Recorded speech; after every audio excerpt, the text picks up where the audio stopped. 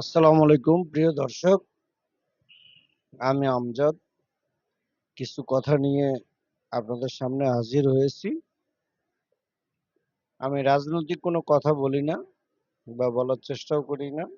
তবে আমি এমন কিছু কথা বলতে চাই যে কথাগুলো আমার মস্তিষ্কে বা মাথায় খালি ঘুরপাক খায়। সেটা আমার নিজের হোক, সমাজের হোক, দেশের হোক কিংবা দেশের বাইরের হোক। তো সেই ক্ষেত্রে বর্তমান সময়ে ভারতের যে শুভেন্দু অধিকারীর একটা বক্তব্য জুড়ে সারা মুসলমান সমাজে তোলপাড় এবং আতঙ্ক সৃষ্টি করেছে, সেই বিষয়ে কিছু কথা বলতে চাচ্ছি। কথাটা হলো যে মুসলমান সমাজ পবিত্র ঈদুল আজহার দিনে কোরবানি করে।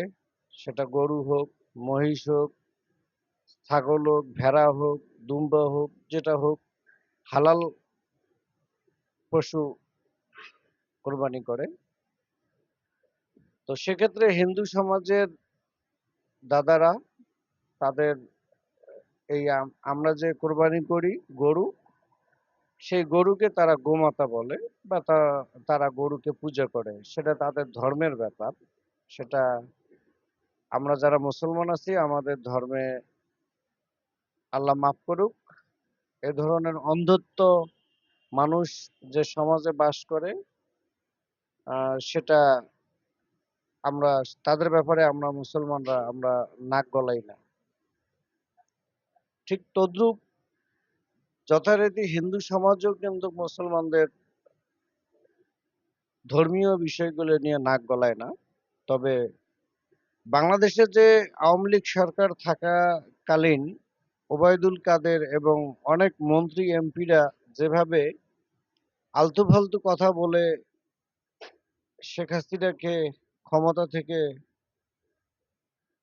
সরানো হয়েছে, যে অপমান করা হয়েছে, ঠিক তেমনি আমি তো দেখতেছি অদূর ভবিষ্যতে ভারতের এই শুভেন্দু অধিকারীর উল্টাপাল্টা কথাবার্তার কারণে মোদির গদি ধরে রাখা দায় হয়ে যাবে। তারও তো মনে হয় যাওয়ার সময় হয়ে গেছে।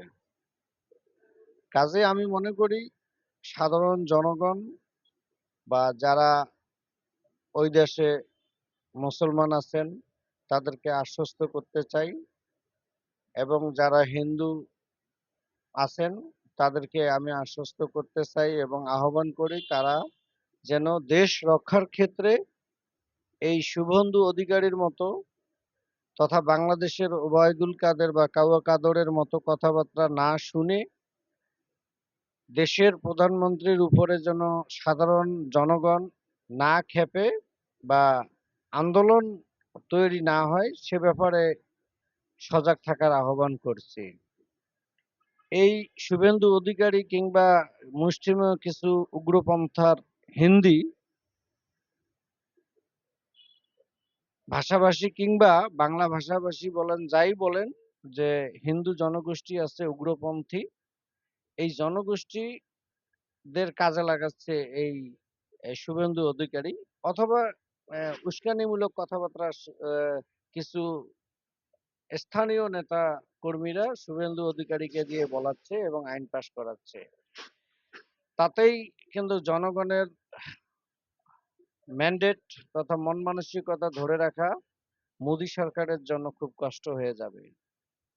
আর ভারতবর্ষের যে হিন্দু সমাজ, ওরা জানে না ভারতবর্ষের ইতিহাস।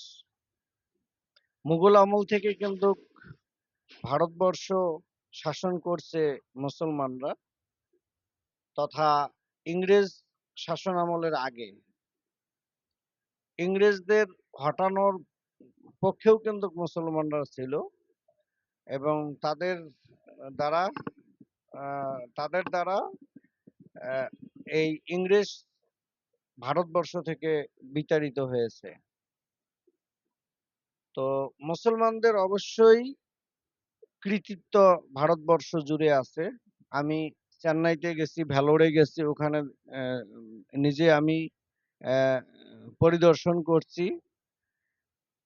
সম্রাট টিপু সুলতানের একটা আস্তানা বা তার যে বাড়ি ছিল রাজকীয় সে সেটা আমি পরিদর্শন করে আসছি, দেখে আসছি। খুব ভালো লাগছে। তার পাশেই কিন্তু একটা মসজিদ, বিশাল বড় মসজিদ। এবং এই মসজিদের পাশে বিশাল বড় কিন্তু একটা মন্দির আছে।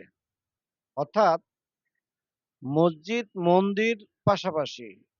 তাহলে শত, শত বছর আগে ওই সকল রাজা বাদশাহরা মুসলমান শাসক ছিল, তারা কিন্তু হিন্দুত্বের বা হিন্দুত্ববাদের উপরে কখনো কট্টরপন্থী বা কঠোর মন মানসিকতা চালায় নাই।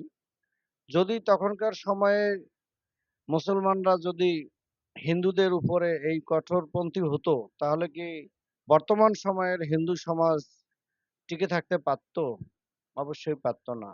কাজেই আমরা মুসলমান, মুসলমানের ধর্মে আছে, অন্য ধর্মের কিংবা অন্য কোনো মানুষকে কোনো ধরনের কষ্ট দেয়া যাবে না।